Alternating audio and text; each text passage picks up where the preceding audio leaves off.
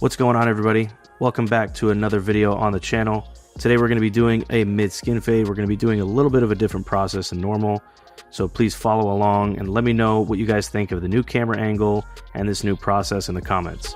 So to begin, we start with our Andis slim lines, and the reason I use those is because they aren't as hard of a hitter compared to the Saber. They won't put a line in that we can't get out later. The Saber is the next step after, and we're just going to kind of clear underneath it, but don't go all the way up to the initial guideline that we put in with the slimline.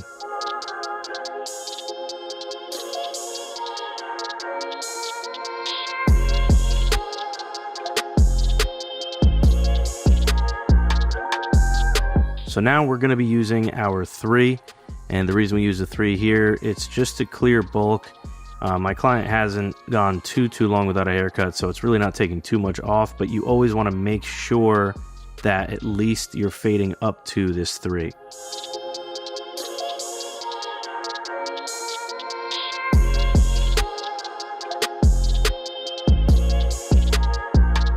Our next step is going to be the 1.5 guard closed, and we're going to kind of go in between our skin line and our 3 line that we put in, and we're just going to follow that initial skin line that we put all the way around.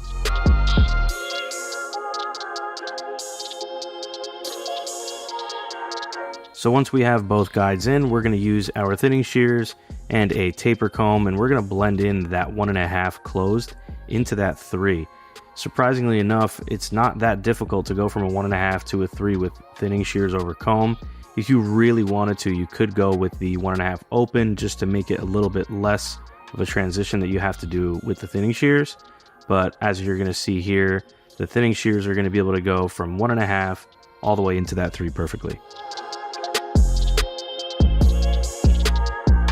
So as you can see, it does take quite a while to go from this 1.5 to the 3, but it is worth it in the end because it does give you a lot of room for error. With a clipper and trying to fade in between here, sometimes you can push this up too far and then you got to stretch it all out again. Like this, I'm taking little chunks off at a time. As you can see, I'll stop, I'll look at it, I'll see where I need to attack again, and then I'll go back at it until whatever dark spots or anything that I'm looking at, until they're gone.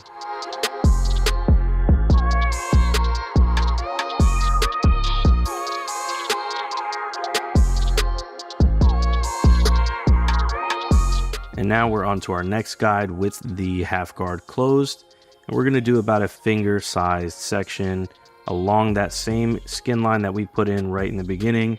We're going to keep that pretty light, try not to put too harsh of a line there and try and flick at it. And then once this is put in, we're going to open our lever. We're going to do the same size section just about, but this, if you are flicking enough, you can almost get this completely blended into that 1.5 that we put before.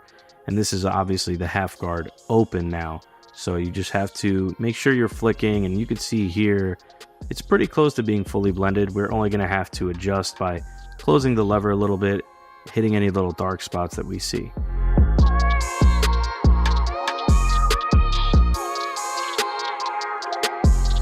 And now we're back with our best friends, the thinning shears. If you notice here, since we are shorter in the shorter part of the fade, we are using the skinny side of the taper comb. And this is why I said in the beginning, it's really important to have a taper comb because it allows you to get this close.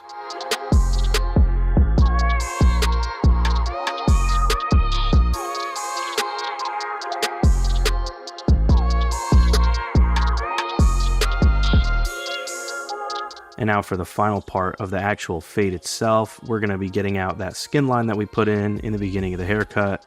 And we're going to be doing that without any guard, all the way closed.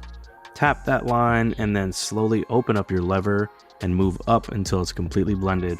If you see any little dark spots, you can open the blade up all the way and just use your corner, tap them out until they're completely gone.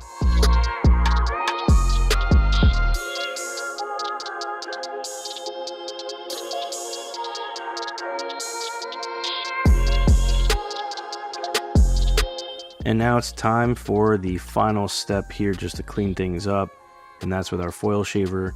You can do this in the beginning after you use the Saber. You can do the foil shaver and clean everything up just so you don't have to go back to this. I actually forgot to do it, but you always make sure to use the foil shaver, so I had to do it here at the end of the haircut.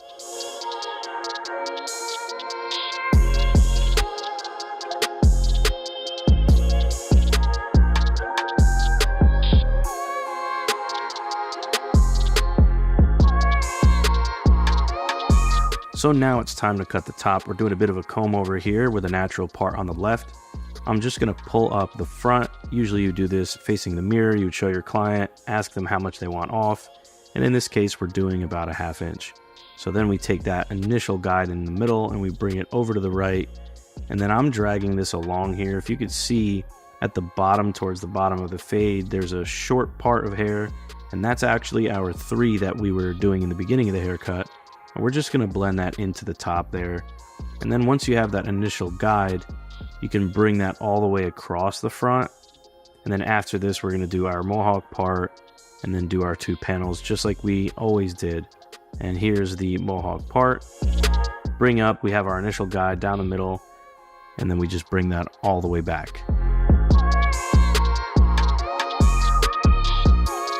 So I did realize that this wasn't the best camera angle, so I do apologize for that. But for next time, we will make sure to kind of have it set up to where we have a white background so you can see the hair that I'm cutting here. But if it is a little confusing to you and it's difficult to follow, this is actually the exact same process I do on all my videos for cutting the top. So if you did need some more help, then you could just find any other video that's not a buzz cut and it will be the exact same process.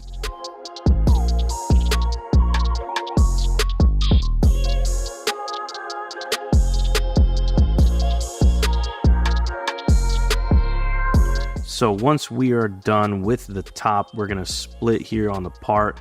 It's a natural part that's already there. We're just gonna knock off any of the longer hairs that we see overhanging here.